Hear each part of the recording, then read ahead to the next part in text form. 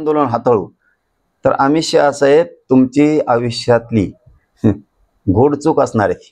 त्याचं कारणच सांगतो तुम्हाला. आता अगोदर तुम्हाला पॉझिटिव्ह भूमिका सांगितली, तुम्ही गुडीगुलेबाने हाताळावं मराठ्यांचं आंदोलन, मराठ्यांना आरक्षण द्यावं. तुम्हाला सत्तेपासून कोणीच रोखू शकत नाही, कोणीच रोखू शकत नाही आणि तुम्हाला कोणी सत्तेपासून हटवू शकत नाही. पण तुम्ही जर मराठ्याला बाजूला ठेवलं तर गणित नाही, तुम्हाला जे काय यंत्र आणायचे ते जरी आणले तरी तुम्ही संविधानाच्या पदावर बसू शकत नाही या महाराष्ट्र. हे क्लिअर केलं. आता तुम्हाला जर दुसऱ्या पद्धतीने हाताळायचं असलं, ही एक पद्धत झाली, तुमच्याकडे एक दुसरी आणखीन एक पद्धत आहे, ती मराठ्यांबाबत राबवू नका. तुम्ही आमचं नाव घेतलंय म्हणून, मी काय तुमचं कवा नाव घेतलेलं नाही, माझ्या समाजाने घेतलेलं नाही. तुम्ही तिकडं खड्ड्यात पडा, उताने पाताने पडा, तिकडं मारा, काय देणं घेणं नाही आम्हाला. आम्ही तुमचं नाव नाही घेतलं, पण तुम्ही माझ्या मराठ्याचं नाव घेतलं.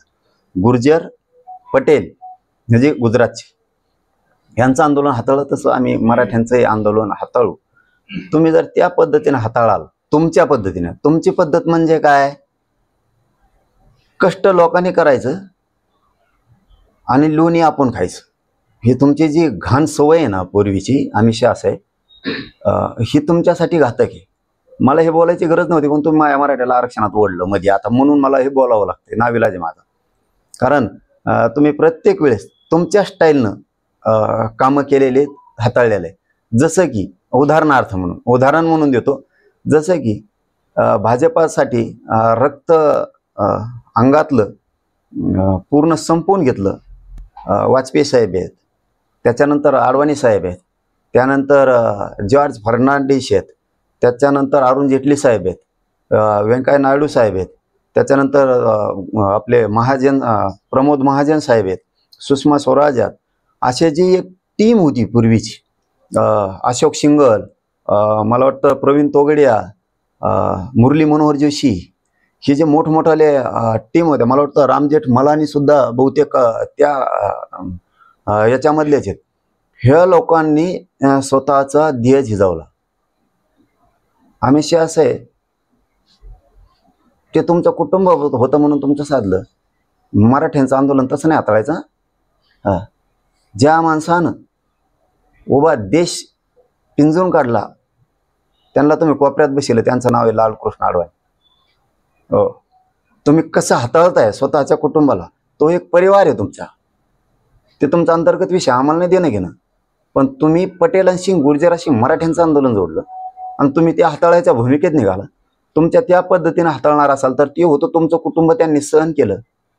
इथं महाराष्ट्र एक असा आहे की ज्यावेळेस दिल्लीवरती किंवा भाजपवरती संकट येईल त्यावेळेस दोन्ही हातावरती आपल्या जबाबदारी महाराष्ट्र घेतो आणि हिमालयासारखा उभा राहतो तुमच्या पाठीशी. त्या महाराष्ट्रातल्या मराठ्याशी जर तुमची इतकी वाईट नियत असेल आंदोलन हाताळण्याची त्या पद्धतीनं की तुम्ही तसं हातोळं म्हणजे हटू, म्हणजे ज्यांना कुणाला पंतप्रधान व्हायचंय त्यांना होऊ द्यायचं नाही, ज्यांना कुणाला पुढे जायचंय त्याला जाऊ द्यायचं नाही, जो कोणी रेसमध्ये पंतप्रधानाच्या त्याला 2-3 दिवस ठेवायचं. उदाहरणार्थ मनोहर पर्रीकर हे ज्या वेळेस काम करायचे त्यावेळेस त्या रेसमध्ये आले की तुम्ही त्यांना बरोबर हाताळायचं. म्हणजे तुमची हाताळण्याची पद्धत सांगतो ती मराठ्यात वापरायची नाही. हो, तुम्ही मराठ्यात तिन्ही ताळात कोणी ठेवणार नाही. आम्ही तुम्हाला तिन्ही ताळात अमित शहा साहेब त्या भानगडी जर पडलात, गोडी गुलाबीने आरक्षणाचा प्रश्न मार्गी काढा. प्रत्येक वेळेस तुमची ती स्टाईल आहे ज्या पद्धतीत, जसं की योगी आदित्यनाथ साहेब ज्यावेळेस त्या फ्रंटला येत आहेत की आता हे पंतप्रधानाच्या लेवल जाणार, तुम्ही हाताळलं रिवर्स टाकलाच म्हणून समजायचं. ही जी तुमची पद्धत आहे हाताळण्याची स्वस्वार्थासाठी, स्वतःचे लोक पायाखाली दाबवण्याची, ही इथं मराठीच्या आंदोलनात चालत नसते. कारण इथं मनोज जरांगे हे पठ्य आहे, हे लक्षात ठेवा तुम्ही. हीच पद्धत तुम्ही ज्या वेळेस पुढं जायचंय तुम्हाला त्यावेळेस तुम्ही संपवता. ज्या लोकांना उभं आयुष्य घातलं त्या लोकांना सुद्धा संपवायला तुम्ही, जसं की आपले शिवराज चौहान मामा, ज्या माणसानं मध्य प्रदेश स्वच्छ केला, एकदम चांगल्या पद्धतीत पुढं डेव्हलप केला, जो माणूस रेसमध्ये चालला तो माणूस तुम्ही कसा हाताळला हे आम्हाला सांगायची गरज नाही. सुषमा स्वराज यांना तुम्ही कसं हाताळलं हे आम्हाला सांगायची गरज नाहीये. ही तुमची हाताळण्याची पद्धत आम्हाला चांगली माहिती आहे. ज्यावेळेस नितीन गडकरी साहेब त्या स्टेजला जाणार आहे त्यावेळेस कसं हाताळायचं हे आम्हाला चांगलं माहिती. तुम्हाला तुमच्या स्वार्थासाठी तुम्ही ज्यानं तुम्हाला मोठं केलं त्याचं नाव न घेण्याऐवजी ज्यांनी तुमचा भाजपरूपी संसार मोठा केला, ज्यांनी योगदान दिलं त्याचं नाव तुमच्या तोंडातून चांगलं निघण्याऐवजी तुमचं दुसऱ्याचं निघतं की ज्याने तुम्हाला विरोध केलाय त्याला म्हणताय तुम्ही आम्ही त्यांच्या कणगोळीत धरून राजकारण शिकलोय. म्हणजे तुमची हाताळण्याची पद्धत दोघांची ही आम्हाला चांगली माहिती. तुम्ही माझ्या मराठीवर बोललात म्हणून मला तुमच्यावरती बोलायची वेळ आली. तुमची ही काम करण्याची पद्धत जी आहे ना हाताळण्याची, ही तुमच्यासाठी खूप घातक आहे. तुम्हाला दिसतंय ते बरं. अमित शहा साहेब तुम्हाला फक्त दिसतंय हम करो सो कायदा काहीतरी, ते तुम्हाला वाटतंय. पण तुम्ही इतके येडी जनता या देशातली समजूच नका. तुम्ही जे माणसं आयुष्य त्यांनी घातलं, वसुंधरा राजे साहेब ज्यांनी आपल्या मनगटावरती सगळं भाजप पेलून धरलं होतं, ज्या काळात तिथं वाढत नव्हतं ती परिवर्तनाची लाट ज्या लोकांनी निर्माण केली, त्यांच्या जोडीला ज्योतिरादित्य शिंदे साहेब, हे लोक ज्या ज्या वेळेस त्या रेसला येतील त्या त्यावेळेस तुम्ही कशा मागे फेकायचे, तुमचे आंदोलन हाताळण्याची पद्धत काय, तुमच्याच लोकांचा घात तुम्ही कसा करायचा, आंदोलनाकडे येतो मी. तुम्ही आंदोलन तेही कसे हाताळले त्याच्याकडे पण येतो. आज येतोयच तुमच्याकडे मी आता. पण तुम्ही तुमचे सुद्धा कसे हाताळलेत. तुम्ही अनंतबेन पटेलांचं काय केलं, पटेलांचा वापर करून तुम्ही गुजरातमध्ये कोणत्या बेटावरती काय उभा केलं, दीव दमनच्या बेटावरती तुम्ही काय उभा केलं, नगर हवेलीच्या बेटावरती तुम्ही काय उभा केलं, सिलवाशाच्या बेटावर तुम्ही काय उभा केलं, आणि स्वतःचे लोक तुम्ही खड्ड्यात घालून तुम्ही वर येण्यासाठी तुम्ही कोणत्या थराला गेलेला आहेत ना, तर मला वाटत नसन की इतक्या लांबपर्यंत काय काय करायला आहे. कारण माझ्या मराठीचं आंदोलन हाताळायच्या भानगडीत जर पडाल तर तुम्हाला सांगतो तुमचा राजकीय एन्काउंटर होणार. तुम्ही असे राजकीय एन्काउंटर इतके केले की भयानक केले. तुम्ही चांगले काय कमी केलं होतं प्रमोद महाजनांनी, कुठं कमी पडली होती ती, कुठं लालकृष्ण अडवाणी कमी पडले होते, कुठं मनोहर जोशी कमी पडले होते, मुरली मनोहर जोशी काय कमी पडले हे लोक, सुषमा स्वराजांनी काय कमी पडले, कोणते लोक तुम्ही पुढे आले आणि लगेच मागं घातले. तुम्ही प्रत्येक जागेवर हीच सिस्टम केली. तुम्ही हरियाणा झारखंडला तेच केलं. बैठका झाल्या तिन्ही पक्षांच्या एकत्र बोलताना ते असं बोललेले की आम्हाला मोठी आंदोलन हाताळायची सवय आहे. गुर्जर पटेल यांचं आंदोलन आम्ही हाताळायला सत्तेवर आलो, मराठ्याचे आंदोलन आम्ही तसंच हाताळतो आणि ते फडणवीस बघून घेते. बर, हे बघा, एकतर ते काय उद्देशाने बोललेत हे नाही, मला मी बघितलं नाही, काहीच बघितलं नाही. मी माझ्या शरीराच्या वेदना, माझ्या समाजाच्या वेदना मला माहिती आहे, त्यामुळे मी माझ्या याच्यातच होतो, मी बघितलं नाही. पण आता त्यांचा उद्देश नेमका काय, कोणत्या अर्थाचा आहे हा माहीत नाही मला. पण ते एवढं सोपं नाही. कोण म्हणले तुम्ही? अमित शहा. त्यांना तर बोललो होतो आम्ही, अमित शहा साहेबाला की शिर्डीला आले मोदी साहेब तेव्हा बोला आरक्षणाच्या बाजूने. एकदा अमित शहा साहेब याला आले होते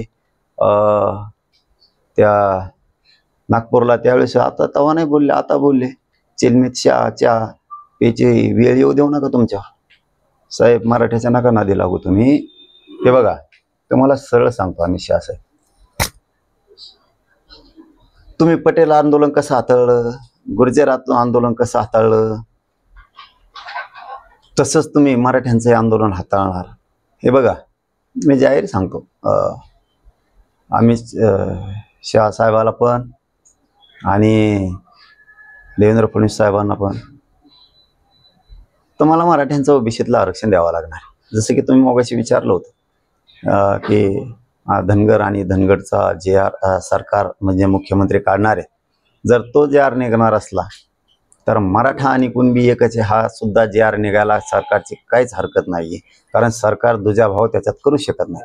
एकाचा अध्यादेश निघतो आणि दुसऱ्याचा निघत नाही. त्याच पद्धतीने मराठा आणि कुणबी एकच आहे. अमित शहा साहेबांनी देवेंद्र फडणवीस साहेबांना सरळ सांगतो की तुम्ही आंदोलन ते कसे हाताळलेत ना, त्यापेक्षा मी काय सांगतो हे लक्षात असू द्या, मराठा आणि कुणबी एक हे तुम्हाला आरक्षण द्यावं लागणार आहे. अध्यादेश निवडणुकीच्या आधी तुम्हाला तो काढावा लागणार आहे. हा झाला एक प्रमुख मुद्दा. तुम्ही कसलं हाताळलं तरी हे आंदोलन हे मराठ्यांचं. तुम्हाला जाहीरपणानं सांगतो, मराठ्यांना सोडून तुम्ही सत्ता स्थापन राज्यात करू शकत नाही. आणि तुम्ही जर वेगळ्या मार्गाने आंदोलन हाताळलं, उदाहरणार्थ म्हणजे मी पॉझिटिव्ह भावनेनं बोलतोय बरं का, पॉझिटिव्ह भावनेनं बोलतोय आत्ता तरी, तुम्ही जर मराठ्यांचं आंदोलन चांगलं हाताळलं गोडी गुलाबीनी म्हणून अमित शहा साहेब कसे हाताळते ते तुम्हाला पुढे लगेच सांगतो. पण त्याच्या अगोदर दोन भूमिकेत त्यांचा शब्द धरू. एक चांगल्या भूमिकेत धरू. चांगल्या भूमिकेनं जर मराठ्यांचं आंदोलन तुम्ही हाताळणार असाल तर मराठा आणि कुणबी एकचे 83 क्रमांकाला तुम्हाला ते आरक्षण द्यावं लागणार आहे. सगळ्या सोयरीची अंमलबजावणी सुद्धा करायची गरज पडणार नाही. तिथं करायचीच आहे, तिच्यात सुट्टी नाही, करायचीच आहे. त्यात ती नाही गॅजेटही लावता येते. पण जर का रे बाबा तुम्ही मराठा आणि कुणबी एक हा कायदा काढला आणि मराठ्यांना जर आरक्षण दिलं तर जसं तुम्ही म्हणताय की आम्ही मराठ्यांचं आंदोलन हाताळू, ते गोडीगुलेबाने हाताळलेलं तुम्हाला परवडन. तर मला जाहीर सांगतो, जर मराठ्यांना आरक्षण दिलं तुम्हाला सत्तेपासून कोणीच हटू शकत नाही. बघा मी तुम्हाला काय सांगतोय दोघालाही, अमित शहा साहेब बी आणि ते देवेंद्र फडणवीस साहेब बी, मराठ्यांना आरक्षण जर दिलं तर तुम्हाला सत्तेपासून कोणीच हटू शकत नाही. पण तुम्ही जर नाही दिलं तर चिलमीत चहा असं प्यायची येळी तुमच्यावर येईल. चिलमीत चहा लय अवघड असतं भाऊ. ती येळी येईन मग ती वेळ येऊन द्यायची नाही. तुम्हाला क्लिअर सांगतोय मी. तुमची आंदोलन हाताळण्याची पद्धत ही मला चांगली माहिती. तुम्हाला वाटत असेल हे खेड्यातलं हे असं कसं काय. मी सगळ्या आंदोलनांचा जवळपास विचार केलेला आहे. तुम्हाला मराठ्यांना आरक्षणापासून बाजूला ठेवून एक 2-4 मिनटं जास्तीचे घेतो.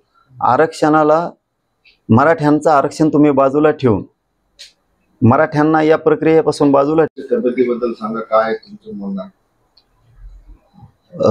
नाही, तब्येत आता व्यवस्थित आहे, पण तरी पण आहेच. शेवटी अशक्तपणालाही आंघळून गेलेलं आहे. पूर्ण अशक्तपणा प्रचंड आहे. त्याने खूप म्हणजे इतकं अंग दुखतं ना, ते काही सांगता येत नाही. इतका त्रास होतो. सलाईन पुन्हा सुरू करणारच आहे थोड्या वेळाने डॉक्टर. पण महाराष्ट्रातल्या बांधवांना सांगतो की सध्या तब्येत बरी आहे आता. 4 दिवसापासून तुम्ही काही कुठं बोलले नाही, मात्र विरोधात बोलतच असतात. छगन भुजबळ म्हटले की मनोज जरांगे यांनी उतरावं निवडणुकीत आणि 8 तरी जागा निवडून आणतात. आता ते वेळ आल्यावर सांगू ना त्यांना दम नाही निघायचं. वेळ आल्यावर सांगू. बरं एक केलं तर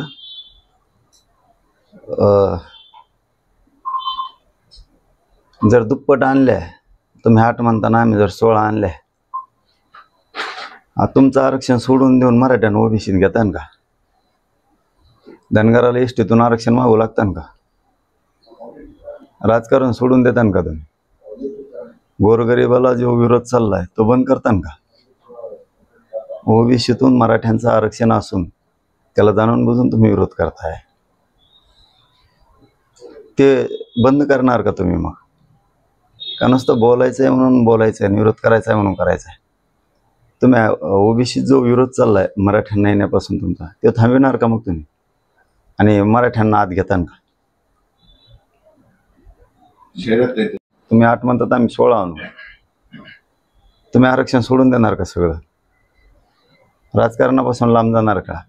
जाती तेढ निर्माण केलाय तुम्ही, त्या विचारापासून तुम्ही लांब जाणार का? एसटीत आरक्षण मागतो धनगर समाज, ती मागणी का म्हणू लागणार का? मग थांबवा ना मग तुमचे विचार. ते काय फरक पडतो एखाद्याला चॅलेंज द्यायचं म्हणल्यावर? घ्या मराठ्यांना मग ओबीसी आरक्षणात. बोल म्हणा जाहीर, 16 आणून दाखवतो आम्ही. जाहीर बोल नाही, घेऊन दाखवायला लागेल. तू बोलशील हा घ्या, तुला बाहेर निघायला लागेल तिथून. एसटीतून आरक्षणासाठी धनगर समाजाचं आंदोलन अनेक ठिकाणी तर सुरू आहे. बऱ्याच ठिकाणी आंदोलन पेटतं पण आहे. आणि मुख्यमंत्री धनगर आणि धनगरचा GR काढण्याच्या तयारीत आहे. तुम्हाला वाटतं का ते होईल? आणि तुमचं काय? धनगर समाजाची जी मागणी आहे, माझ्या माहितीप्रमाणे, मला पक्क त्यातलं माहीत नाही, म्हणजे पूर्ण माहिती आहे पण पूर्ण नाही. धनगर समाजाचं आरक्षण आहे ते संविधानिक पद्धतीने असं त्यांचं म्हणणं आहे. तर त्यांची मागणी योग्य आहे. ती त्यांच्या मुलांना एसटीतून आरक्षण मिळालं पाहिजे, ही धनगर बांधवांची मागणी योग्य आहे. पण तुम्ही म्हणलात तसं की आदिवासी समाजही विरोध करायला लागला की आमच्या एसटी आरक्षणात येऊ नका. बहुतेक एसटी आरक्षणात त्यांना वाटत असेल आदिवासी बांधवाला की हे आमच्या ताटात येऊन जेवायला लागले. त्यांना वाटत असेल बहुतेक असं की आमच्या ताटात यायला लागलेत, हे खायला लागलेत, आमच्या ताटात येऊन आमचं आरक्षण खायला लागले. म्हणून एखाद्या वेळेस आदिवासी बांधवसुद्धा आंदोलनात उभा राहायची तयारी करायला लागलाय वाटतं. की त्यांनाही दिसतंय की आपल्या ताटात धनगर जेवतोय. जसं मराठा ओबीसी वाद सुरू झाला पॉलिटिकल, तसं आता धनगर आदिवासी वाद पॉलिटिकल सुरू झालं. ही आधीची चूक आहे का त्याचे परिणाम आपल्या सगळ्यांना भोगावे लागतात? किंवा काहीतरी ज्यावेळेस दिलं गेलं आरक्षण त्यावेळेस हे असे मुद्दे लक्षात घेतले गेले नाही? आरक्षण हा एक तर राजकीय मुद्दा नाही आणि वादाचा पण नाही. याला सामंजस्य लागतं, मनाचा मोठेपणा लागतो आणि माणुसकी जपणारा विचार मनात असला पाहिजे. मग तो कोणी असो. सगळं पाहिजे तर मलाच, या द्वेषानं या ईर्षेनं प्रेरित झालेला छगन भुजबळ सारखा माणूस नसायला पाहिजे. सगळं पाहिजे तर मलाच पाहिजे. माणुसकी धर्मातून एक भावना जाणली पाहिजे, एक जाणून घेतलं पाहिजे की आरक्षण ही वादाचा विषय नाही आहे, राजकारणाचा विषय नाही. ती एक राज्य केंद्राची सुविधा आहे. जसे स्वतःचे लेकरं मोठे व्हावं वाटते तसे दुसऱ्यालाही स्वतःचे लेकरं मोठे व्हावं वाटते. त्या भूमिकेतून आरक्षणाकडे बघितलं पाहिजे. पण आरक्षण म्हणजे निवड राजकारण यांनी धरले आणि आरक्षण म्हणजेच पूर्ण शत्रुत्व असा एक त्यांनी अजेंडाच बांधलाय त्या छगन भुजबळानं. आरक्षण ही एक या समुदायाने घेतलं पाहिजे, त्याही घेतलं पाहिजे, जो मागाशी त्यालाही मिळाला पाहिजे. मग त्याच्यात जात नाही तोलली पाहिजे. हे डायरेक्ट जात तोलतात. मराठ्यांना आरक्षण मागितलं नाही द्यायचं, म्हणजे मागास असला तर नाही द्यायचं. मुसलमानांनी मागितलं नाही द्यायचं. हे जात तोलीत धडक. हे सुविधा किंवा माणुसकी धर्म किंवा लेकरांना लागतंय आरक्षण जसं आपल्याला लागतं दुसऱ्याच्या लागत असेल हे नाही शोध. ही वादाचा विषयच नाही. आणि राजकारणी लोक ना ज्यांच्या राजकीय स्वार्थापोटी यांनी गरीब मारीत आणलाय. कारण त्यांना आमचे डाव बघायचे आणि आम्ही आमचे डाव नाही कळू देणार. कारण ज्यावेळेस त्यांच्या तारखा डिक्लेअर होत्या त्यावेळेस आम्ही समाजाची मी बैठक घेणार आणि ठरवणार पाडायचे का उभा करायचे. ज्यावेळेस समाज म्हणून पाडायचे किंवा उभा करायचे त्यावर निर्णय होणार. आणि आम्ही सगळ्या तयारीनं पक्के बसलेलो आहे. पक्की तयारी करून बसले होते आम्ही, दोन्ही बी, पाडायची बी उभा करायची बी, काय अडचण नाही. पक्की तयारी आमची. फक्त पुन्हा सांगतो, फडणवीस साहेब आपला विषय मार्गी काढा. तुमचं राजकारण तुम्हाला लकला आणि मराठ्यांच्या नादी लागायच्या भानगडीत पडू नका. कारण देशातला जर आता हे क्षत्रिय खवाळला, तुम्ही जे मोडीत हाताळायला निघालात, तर हे इतकं अवघड असतं की कोणचीच गोळी, कोणचीच दारू, कोणचाच रणगाडा जनतेपुढे टिकत नाही. जनता जर एकदा बिघडली तर घरात घुसून न्याय घेत असते. राज्यात तिसरी आघाडी निर्माण झाली आहे. राजू शेट्टी आहेत, छत्रपती संभाजीराजे आहेत, बच्चू कडू आहेत. त्यांनी तुझी भेट पण घेतली होती. त्यांच्यासोबत जाण्याची काही चर्चा चालू आहे का? नाही, बघूयात. नाही, त्यावर काही चर्चा नाही. आमची भेटायला आले होते फक्त, बाकी काय. ते नंतर आता विषय होईल, निवडणुका तारखा झाल्या. चलो, धन्यवाद. ओके,